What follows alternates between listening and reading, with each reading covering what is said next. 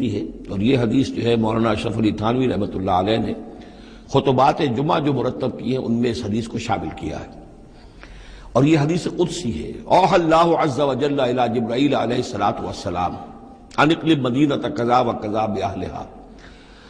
اللہ تعالیٰ نے وحی کی حضرت جبرائیل کو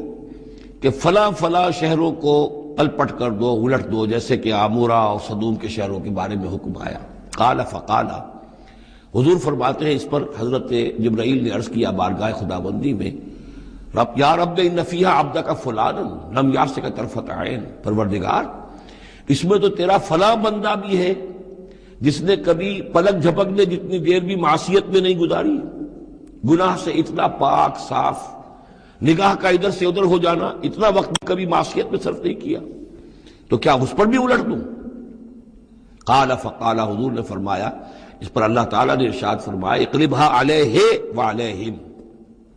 الٹو اس بستی کو، پہلے اس پر پھر دوسروں پر۔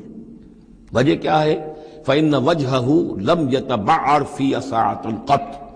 اس کے چہرے کا رنگ میری غیرت کی وجہ سے کبھی متغیر نہیں ہوا۔ یہ خود تو گناہ سے بچا رہا، لیکن گناہ پھیلتے رہے، شریعت کی دھجیاں بکھرتی رہیں، اللہ تعالیٰ کے احکام کا مذاق اڑایا جاتا رہا، اور یہ اپنے دھندے میں لگا رہا، کاروبار میں لگا رہا، یا اپنے نوافل میں لگا رہا، مراقبوں میں لگا رہا، ذکر اذکار میں لگا رہا، تو یہ دوسروں سے بڑھ کر مجرم ہے۔ اقلبها علیہ، اقلبها علیہ وعلیہم، الٹو اس بستی کو، پہلے اس پر پھر دوسروں